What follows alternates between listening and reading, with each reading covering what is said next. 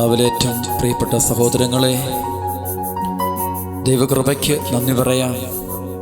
ഇന്നത്തെ ശുശ്രൂഷയുടെ സമയത്ത് നമ്മുടെ ഓരോരുത്തരുടെയും വ്യക്തിപരമായ ജീവിതത്തിലും കുടുംബത്തിലും വിശ്വനാഥൻ വലിയ വലിയ അനുഗ്രഹങ്ങളും കൃപകളും അഭിഷേകങ്ങളും ചൊരിയുവാൻ വേണ്ടി നമുക്ക് തീവ്രമായിട്ട് ആഗ്രഹിക്കാം. കർത്താവെ, ഞങ്ങളുടെ എല്ലാവരുടെയും കുടുംബങ്ങളെ അങ്ങയുടെ പരിശുദ്ധമായ സന്നിധിയിൽ ഞങ്ങൾ പ്രതിഷ്ഠിക്കുന്നു. ഈ വചനം കേട്ടുകൊണ്ടിരിക്കെ തന്നെ വലിയ വിടുതലും വലിയ സൗഖ്യവും വലിയ മാനസാന്തരങ്ങളും കർത്താവ് ഈ മക്കളുടെ എല്ലാം കുടുംബങ്ങളും അങ്ങ് നൽകുമാറാകണമേ എന്ന് തീഷ്ണമായിട്ട് പ്രാർത്ഥിക്കുന്നു. കരുണയായിരിക്കണമേ.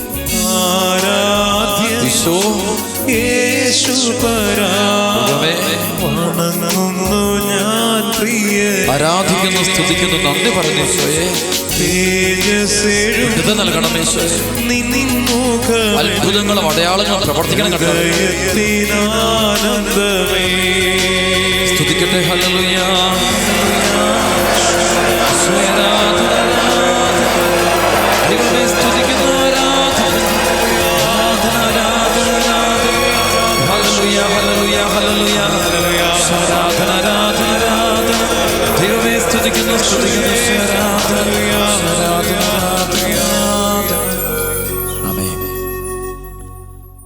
പ്രിയപ്പെട്ട ദൈവമക്കളെ, ഇന്ന് നാം ശ്രമിക്കുന്ന വചനം വലിയൊരു അനുഗ്രഹത്തിൻ്റെ വചനമാണ്.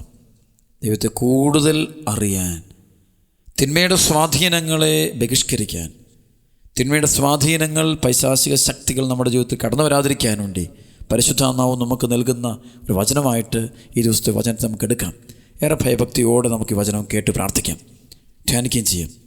അപ്പോസ്തല പ്രവർത്തനം 27-ാം അധ്യായം 13 മുതലുള്ള വചനം. ഈ വചനം വായിക്കുമ്പോൾ അതിൻ്റെ പശ്ചാത്തലം ഒന്ന് പഠിച്ചുകൊണ്ട് വായിക്കുന്നതായിരിക്കും വേറെ നല്ലത്. അതായത് പൗലോസ്ലീഹായെ ബന്ധിച്ച് കപ്പലിൽ റോമിലേക്ക് കൊണ്ടുവരികയും അവിടെ കൊണ്ടുപോയി വിചാരണ നടത്താൻ വേണ്ടി കൊണ്ടുപോകുന്നൊരു സംഭവമുണ്ട്. യഹൂദരുടെയും റോമക്കാരുടെ എല്ലാം കൂടെ നിർബന്ധത്തിലൂടെ സംഭവിക്കുന്ന വലിയൊരു സംഭവമാണ്. അങ്ങനെ കപ്പലിൽ യാത്ര ചെയ്യുന്ന സമയത്തുണ്ടായ വലിയൊരു സംഭവമാണ് നമ്മൾ ധ്യാനിക്കാൻ പോകുക. തെക്കൻ കാറ്റ് മന്ദമായി വീശത്തുടങ്ങിയപ്പോൾ ഞങ്ങളുടെ ഉദ്ദേശം സാധ്യതപ്രായമായി എന്ന ചിന്തയോടെ അവർ നങ്കൂരമുയർത്തി ക്രേത്തയുടെ തീരം ചേർന്ന് യാത്ര തുടർന്നു. എന്നാൽ പൊടുന്നിനെ വടക്ക് കിഴക്കൻ എന്ന് വിളിക്കപ്പെടുന്ന കൊടുങ്കാറ്റ് കരയിൽ നിന്ന് ആഞ്ഞടിച്ചു. കപ്പൽ കൊടുങ്കാറ്റിൽ അകപ്പെട്ടു. കാറ്റിനെ എതിർത്ത് നിൽക്കാൻ അതിന് കഴിഞ്ഞില്ല. അതിനാൽ ഞങ്ങൾ കാറ്റിന് വഴങ്ങി അതിൻ്റെ വഴിക്ക് തന്നെ പോയി. ക്ലൗദ എന്ന് വിളിക്കപ്പെടുന്ന ദ്വീപിൻ്റെ അരികു ചേർത്ത് കപ്പൽ ഓടിക്കുമ്പോൾ കപ്പലിനോട് ബന്ധിച്ചിരുന്ന തോണി വളരെ പ്രയാസപ്പെട്ടാണ് നിയന്ത്രണാധീനമാക്കിയത്. അവർ അത് എടുത്തുയർത്തി കപ്പലിനോട് ചേർത്ത് കെട്ടി ഉറപ്പിച്ചു. പിന്നെ സിർത്തിസ് തീരത്ത് ആഴം കുറഞ്ഞ സ്ഥലങ്ങളിൽ കപ്പൽ ഉറച്ചു പോകുമോ എന്ന് ഭയപ്പെട്ട് കപ്പൽ പായകൾ താഴ്ത്തി. കാറ്റിൻ്റെ വഴിക്ക് കപ്പൽ നീങ്ങിക്കൊണ്ടിരുന്നു. വലിയ കൊടുങ്കാറ്റിൽപ്പെട്ട് കപ്പൽ ആടി ഉലഞ്ഞതിനാൽ അടുത്ത ദിവസം അവർ ചരക്കുകൾ കടലിൽ എറിയാൻ തുടങ്ങി. 3-ാം ദിവസം അവർ സ്വന്തം കൈകൊണ്ട് കപ്പൽ പായകളും വലിച്ചെറിഞ്ഞു. വളരെ ദിവസങ്ങളായി സൂര്യനോ നക്ഷത്രങ്ങളോ പ്രത്യക്ഷപ്പെട്ടിരുന്നില്ല. കൊടുങ്കാറ്റ് ആഞ്ഞടിച്ചു കൊണ്ടിരുന്നതിനാൽ രക്ഷപ്പെടാമെന്ന ആശ തന്നെ തങ്ങൾ കൈവിടിഞ്ഞു. പല ദിവസങ്ങൾ ഭക്ഷണമില്ലാതെ കഴിയേണ്ടി വന്നപ്പോൾ പൗലോസ് അവരുടെ മധ്യേ നിന്നുകൊണ്ട് പറഞ്ഞു, ജനങ്ങളെ, നിങ്ങൾ എൻ്റെ വാക്ക് കേൾക്കേണ്ടതായിരുന്നു. ക്രേത്തയിൽ നിന്ന് യാത്ര തിരിക്കുകയേ അരുതായിരുന്നു. എങ്കിൽ ഈ നാശങ്ങൾ സംഭവിക്കുമായിരുന്നില്ല. എന്നാൽ ഇപ്പോൾ ധൈര്യമായിരിക്കണമെന്ന് നിങ്ങളോട് ഞാൻ ഉപദേശിക്കുന്നു. കപ്പൽ തകർന്നു പോകുമെന്നല്ലാതെ നിങ്ങൾക്കാർക്കും ജീവഹാനി സംഭവിക്കുകയില്ല. എന്തെന്നാൽ ഞാൻ ആരാധിക്കുന്നവനും എൻ്റെ ഉടയവനുമായ ദൈവത്തിൻ്റെ ഒരു ദൂതനും ഇക്കഴിഞ്ഞ രാത്രി എനിക്ക് പ്രത്യക്ഷപ്പെട്ടു പറഞ്ഞു, പൗലോസ്, നീ ഭയപ്പെടണ്ട. സീസറിൻ്റെ മുമ്പിൽ നീ നിൽക്കുക തന്നെ ചെയ്യും. നിന്നോടൊപ്പം യാത്ര ചെയ്യുന്നവരെയും ദൈവം നിനക്ക് വിട്ടുതന്നിരിക്കുന്നു. അതിനാൽ ജനങ്ങളെ, നിങ്ങൾ ധൈര്യമായിരിക്കുവിൻ. എന്നോട് പറഞ്ഞതെല്ലാം അതുപോലെ സംഭവിക്കുമെന്ന് എൻ്റെ ദൈവത്തിൽ ഞാൻ വിശ്വസിക്കുന്നു. ആ ദ്വീപിൽ നാം ചെന്നുപറ്റും. ഒരു ദ്വീപിൽ നാം ചെന്നുപറ്റും. പ്രിയപ്പെട്ട ദൈവമക്കളെ, ഈ വചനം പൗലോസ്ലീഹായുടെ ജീവിതത്തിലെ വലിയൊരു സംഭവമാണ്. വലിയൊരു സംഭവം. പൗലോസ്ലീഹായെ ബന്ധിച്ച് റോമിൽ സീസറിൻ്റെ അടുക്കലേക്ക് കൊണ്ടുപോകുന്ന, ഉപരിവിചാരണയ്ക്ക് കൊണ്ടുപോകുന്നൊരു സംഭവമാണിത്. അപ്പോഴിവർ ക്രേത്തയിൽ വെച്ച് യാത്ര തിരിക്കാൻ നേരത്ത് അപ്പോൾ പൗലോസ്ലീഹ ഇങ്ങനെ പ്രാർത്ഥിച്ചുകൊണ്ടിരിക്കുന്ന ഈ മനുഷ്യനെ, അതേസമയം ഇദ്ദേഹം ബന്ധിക്കപ്പെട്ടിരിക്കുക, ചങ്ങലകളാൽ ബന്ധിക്കപ്പെട്ട് പടയാളികൾ നടുവിലിരിക്കുന്ന ഈ മനുഷ്യൻ പറയുന്നുണ്ട്, നമുക്കിപ്പം പോകണ്ട, യാത്രയ്ക്ക് ഇറങ്ങണ്ട. അപ്പോൾ ഇവർ പറഞ്ഞു, ഈ തടവുകാരനാണോ നമ്മളെ നിയന്ത്രിക്കുന്നത്? ഇവനാര്? ഞങ്ങൾക്ക് കപ്പിത്താൻ പറയുന്നു, ഞങ്ങൾക്കെല്ലാം അറിയാം, കടലറിയാം, ഞങ്ങൾക്ക് കടലറിയാം, പ്രകൃതിയുടെ മാറ്റങ്ങളറിയാം, കാറ്റും കൊടുങ്കാറ്റും അറിയാം, കാലാവസ്ഥ ഭേദങ്ങളെല്ലാം അറിയാം, ഞങ്ങൾക്കെല്ലാം അറിയാവുന്ന. അപ്പം ഞങ്ങളെ ആരും പഠിപ്പിക്കേണ്ട ആവശ്യമില്ല. മാത്രം തടവ് പുള്ളി പഠിപ്പിക്കാറായിട്ടില്ല, നീ അവിടെ ഇരുന്നു. പക്ഷേ ഈ തടവ് പുള്ളി കർത്താവിൻ്റെ തടവ് പുള്ളിയാണെന്നുള്ള കാര്യം അവർക്കറിയത്തില്ല. ഈശോയുടെ തടവ് പുള്ളിയെയാണ് ഇവർ പിടിച്ചിരിക്കുന്നത്, അവൻ്റെ അഭിഷേകമുണ്ടെന്നുള്ള കാര്യം അവർക്കറിയത്തില്ല. അത് പരിശുദ്ധാത്മാവുണ്ടെന്നും അറിഞ്ഞുകൂടാ. അതുകൊണ്ട് ഇവനെ പരിഹസിച്ച് മാറ്റിയത്. ഓക്കെ, പൗലോസ് പറഞ്ഞു, എനിക്ക് കുഴപ്പമൊന്നുമില്ല, പൊക്കോ. കുറച്ച് കഴിഞ്ഞപ്പോഴേക്കാണ് അവൾ നോക്കുമ്പോൾ സാധാരണ കാറ്റ് വീശുന്നൊരു ഭാഗത്തു നിന്ന്, ദിശയിൽ നിന്ന് കാറ്റ് വരുന്നില്ല. അവർ പറഞ്ഞു, ഒരു കുഴപ്പമില്ല, എല്ലാം ഓക്കെ. അപ്പോഴാണ് കരയിൽ നിന്ന് ഒരു വടക്ക് കിഴക്കൻ കൊടുങ്കാറ്റ് കടലിലേക്ക് ആഞ്ഞടിക്കുന്നു. കപ്പൽ കൈവിട്ടു പോകുന്നു, നിയന്ത്രണം വിട്ടു പോകുന്നു. അത് വേറൊരു വഴിക്ക് പോവുകയാണ്, അതിൻ്റെ വഴിക്ക് പോവുക, നിയന്ത്രണം വിട്ടു പോവുക. കുറച്ച് 1-2 ദിവസം കഴിഞ്ഞ് 2-3 ദിവസം കഴിയുമ്പോഴത്തേക്കും മുഴുവൻ നഷ്ടപ്പെട്ടു, എല്ലാം തീരുകയാണ്. അവസാനം ഒരു കപ്പൽ പായെല്ലാം ഒരു അഴിച്ച് താഴെയിടുന്നു, കപ്പലിനകത്തുള്ള ഭാരമുള്ള വസ്തുക്കളെല്ലാം വലിച്ചെറിയുന്നു, എല്ലാം തീർന്നു. അവർ അപകടം മുന്നിൽ കാണുക. ഈ അപ്പോസ്തല പ്രവർത്തനത്തിൽ ഈ സംഭവം വായിക്കുമ്പോൾ തലക്കെട്ടായിട്ട് എഴുതിയിരിക്കുന്ന കൊടുങ്കാറ്റും കപ്പൽ നാശവും. ശരിക്കും സംഭവിക്കുന്ന അങ്ങനെ തന്നെ, വലിയൊരു കൊടുങ്കാറ്റാണ്, എല്ലാം നഷ്ടപ്പെട്ടു. അവർ പറഞ്ഞു, സൂര്യനെയും നക്ഷത്രമൊന്നും കാണാൻ പറ്റില്ല, കാരണം ദിവസങ്ങളോളമായിട്ട് ഇരുട്ടിൽ കഴിയുകയാണ്. എങ്ങോട്ടാണ് പോകുന്ന അറിഞ്ഞുകൂടാ, ഇതേത് ദിശയ്ക്കാണ് ഈ കപ്പൽ പോകുന്ന അറിഞ്ഞുകൂടാ, അപകടത്തിൽപ്പെട്ടിരിക്കുക. അങ്ങനെ ഇരിക്കുമ്പോൾ രാത്രിയിൽ പൗലോസ് പ്രാർത്ഥിക്കുക. പൗലോസിനും ഭയമില്ല.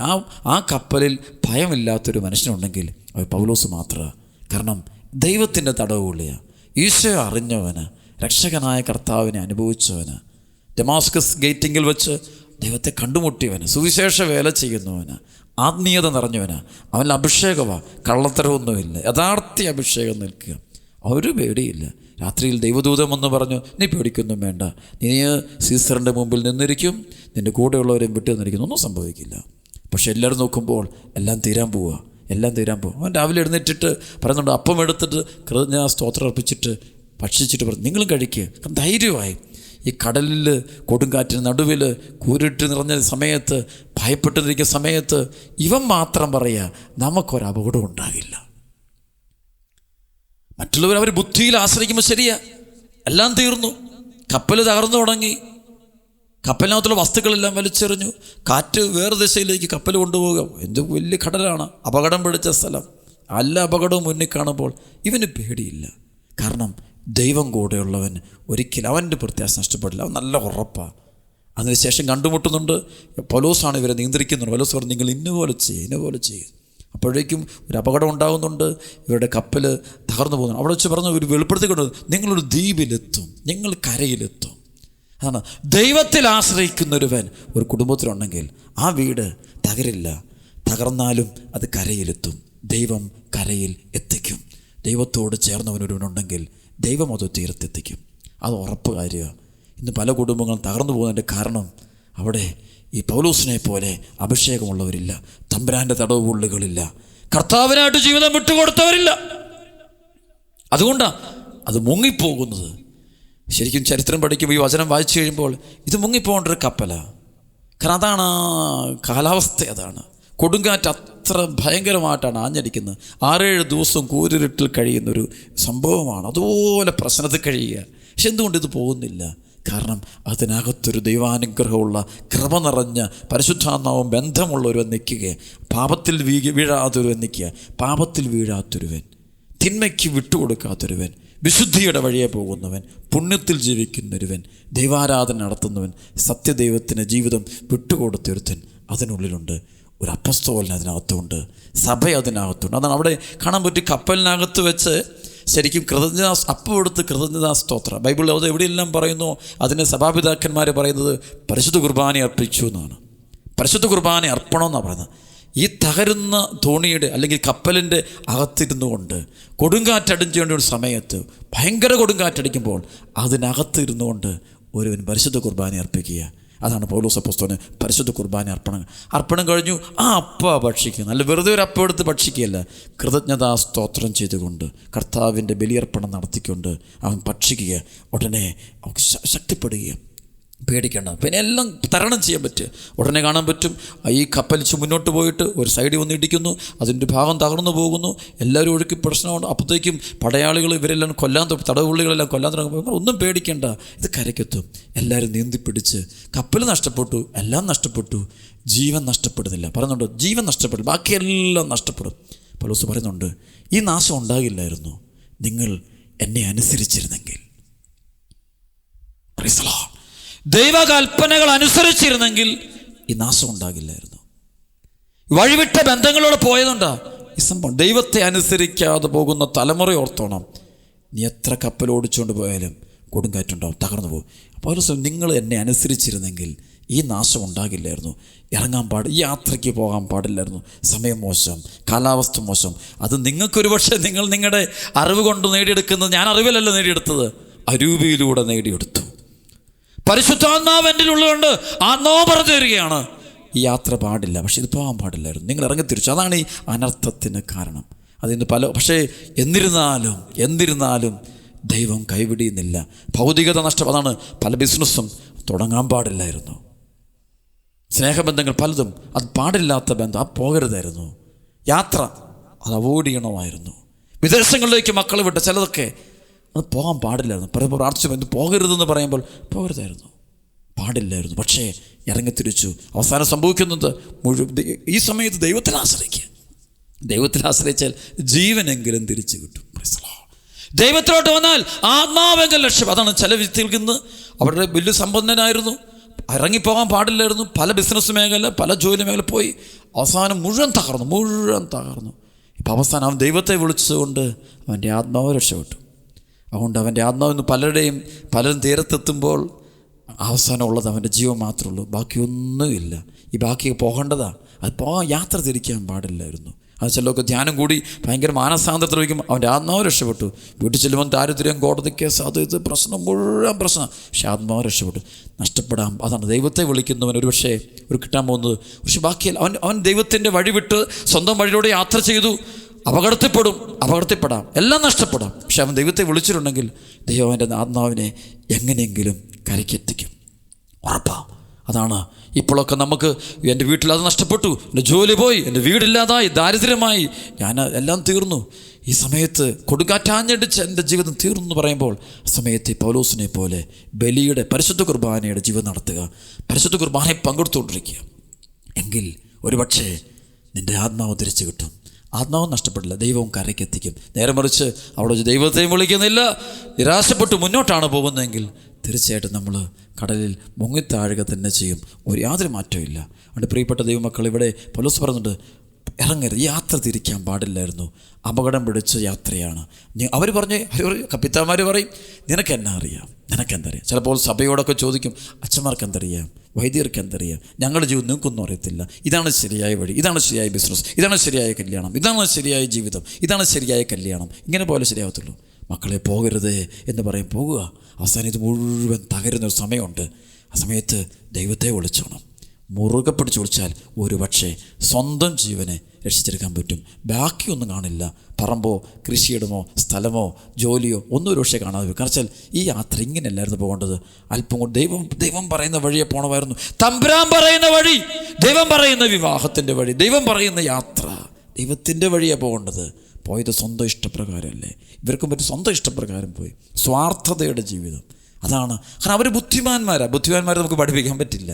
അവർ ഭയങ്കര ബുദ്ധിയില്ല. അവർ പറയുന്ന അവരുടെ ഭയങ്കര logic, they have their own logic. It's very difficult to അവരെ ഒന്ന് കറക്റ്റ് ചെയ്യാൻ വലിയ ബുദ്ധിമുട്ടാണ്, തിരുത്താൻ ബുദ്ധിമുട്ടാണ്. പക്ഷെ ഇവിടെ പൗലോസ് ആത്മാവ് നിറഞ്ഞവനാ. അവരോർത്ത്, ഇവൻ എന്നാ അറിയാം, ഇവൻ തടവുപുള്ളിയല്ലേ? അവൻ തടവുപുള്ളിയാണ്. പക്ഷെ ആരുടെ തടവുപുള്ളിയാണ്? കർത്താവിൻ്റെ തടവുപുള്ളിയാണ്. അവൻ കർത്താവിന് വേണ്ടി തടവുകാരനായിരിക്കുന്നവന്. അവനെ ആർക്കൊന്നും ചെയ്യാൻ പറ്റില്ല. അതുകൊണ്ട് പ്രിയപ്പെട്ട ദൈവമക്കളെ, സഭയിൽ ജീവിക്കാം, പ്രാർത്ഥനയുടെ ജീവിതം, ദൈവത്തിൻ്റെ വചനം അനുസരിച്ച് കരുക്കൾ നിൽക്കുക. പഠിക്കുമ്പോഴും പ്രാർത്ഥിക്കുമ്പോഴും വിവാഹ ജീവിതം അല്ലെങ്കിൽ ഏത് ജീവിത അന്തസ്സിൽ തിരഞ്ഞെടുക്കുമ്പോഴും ദൈവഹിതപ്രകാരം പോകുക, പ്രാർത്ഥിച്ചുകൊണ്ട് പോകുക. സ്വന്തം ഇഷ്ടങ്ങളെ ബലി കൊടുത്തിട്ട് ദൈവഹിതത്തിനൊപ്പം നീങ്ങുക. എങ്കിൽ നീ എത്തും. അല്ലാണ്ട് പോയി കൊടുങ്കാറ്റ് ഉറപ്പാണ്. അറിയാം, ആത്മീയ അഭിഷേകത്തിൽ വരുമ്പോൾ നമുക്ക് മുന്നിൽ കാണാം, കൊടുങ്കാറ്റുകൾ മുന്നിൽ കാണാൻ പറ്റണം. ഒരു വഴി ഇറങ്ങുമ്പോൾ മദ്യപാനം ഓർത്തണം, അവൻ്റെ മുമ്പിൽ കൊടുങ്കാറ്റ് വരുന്നുണ്ട്. പുകവലിക്കുന്ന ഓർത്തണം, അവന് വലിയൊരു കൊടുങ്കാറ്റ് വരുന്നുണ്ട്. വ്യഭിചാര, സ്വയംഭോഗ, സ്വവർഗരതയും മ്ലേച്ഛ പാപങ്ങളുടെ വഴി ഉറപ്പാ. സഭ പറയും അരുത് പറയുമ്പോൾ ഞങ്ങൾ ആ വഴി തന്നെ പോകും. യുവാക്കൾ വിദേശം, പണം, കാശ് ഓർത്തണം. ഈ ഓട്ടം എത്താൻ പോകുന്നു, ഒരു കൊടുങ്കാറ്റ് ഉറപ്പാണ്. അവിടെ എല്ലാം തകരാൻ സാധ്യതയുണ്ട്. ആ തകർച്ച സമയത്ത് വേറെ ചെയ്യേണ്ട, ദൈവമേ എന്ന് മനസ്സിലേക്ക് വിളിക്ക്, വിശുദ്ധ കുർബാനയിലേക്ക് പോകും, വിശുദ്ധ കുർബാന ഭക്ഷിക്കുക. അതാണ് ഇവിടെ പൗലോസ്ലീഹായ്ക്ക് പറ്റുന്ന പരിശുദ്ധ പൗലോസ്ലീഹ അവിടെ പരിശുദ്ധ കുർബാന അർപ്പിക്കുകയും കർത്താവിൻ്റെ ശരീരരക്തങ്ങൾ ഭക്ഷിക്കുകയും കൂടെയുള്ളവർക്കെല്ലാം അത് പങ്കുവെച്ച് കൊടുക്കുകയും അവരെല്ലാം അഭിഷേകത്തിലേക്ക് കൊണ്ടുവന്ന് ഒറ്റ അഭിഷേകത്തിലേക്ക് കൂട്ടിക്കൊണ്ടുവരുന്നത് കാണാൻ പറ്റും. അതുകൊണ്ട് അവസാനം പക്ഷേ കപ്പൽ തകർന്നു, എല്ലാം തകർന്നു. കപ്പലിൽ കൊണ്ടുപോയ മുഴുവൻ വസ്തുക്കളും കടലൊഴുകിപ്പോയി, മുഴുവൻ ഒഴുകിപ്പോയി.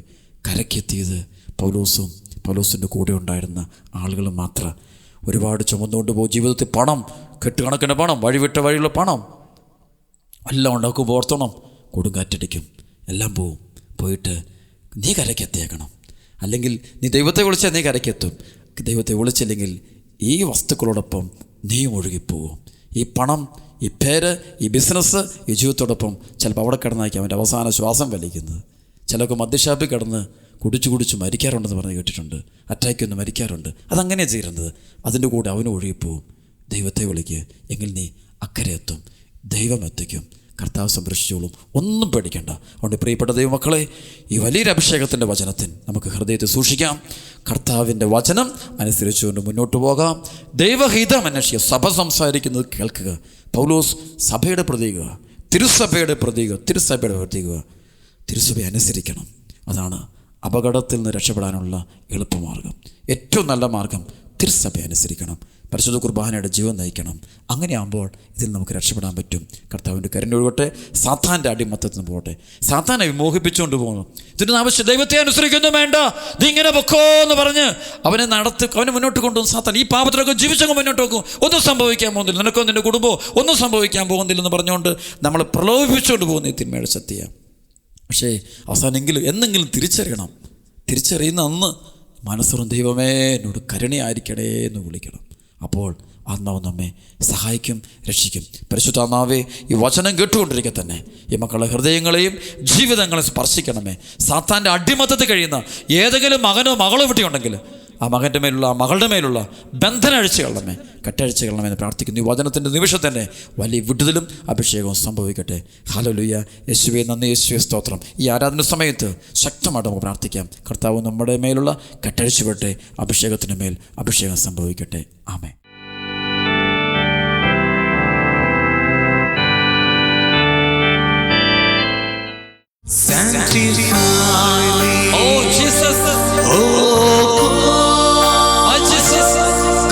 My body,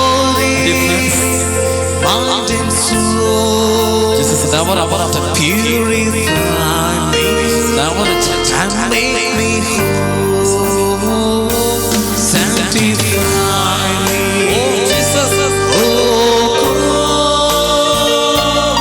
cleanse my body, mind and soul, with your precious blood.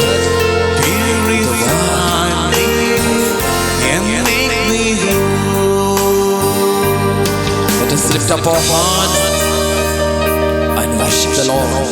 Let's raise our voice and say, Hallelujah, Hallelujah, Hallelujah. Let's proclaim His majesty. Shalom. Thank you, Jesus. Those who have the gift of tongues can sing and praise the Lord with the gift of tongues. Shalom.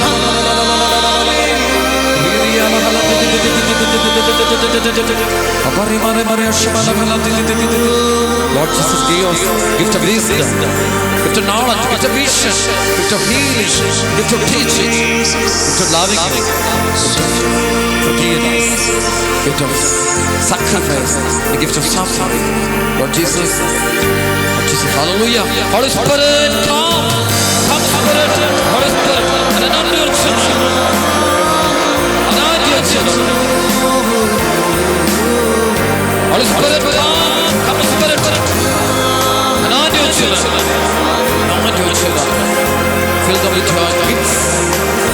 Thank you, so that we may become an ardent disciple of Jesus Christ. Shalalalalala. Holy Spirit, thank you.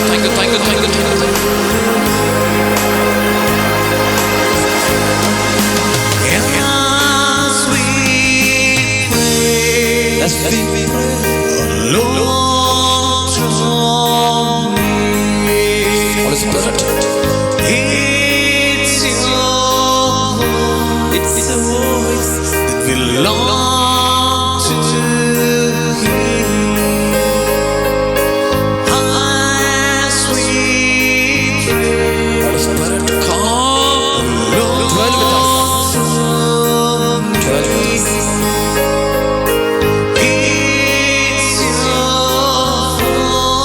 A voice that belongs to you. This is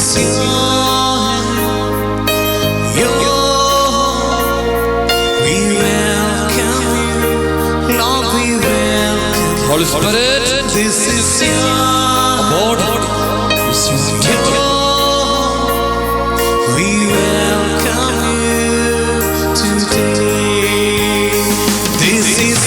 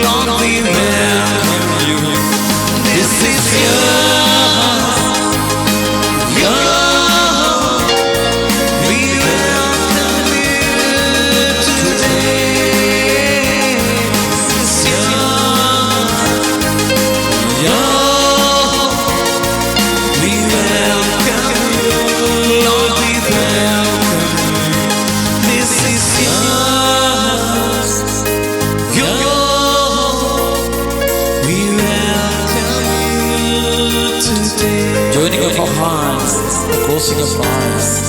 Let's pray from our heart. Thank you, Jesus. Let us adore Him, worship Him. Let's bow our hearts in front of Jesus and say, Jesus, bless me, O Lord, bless me, O Lord.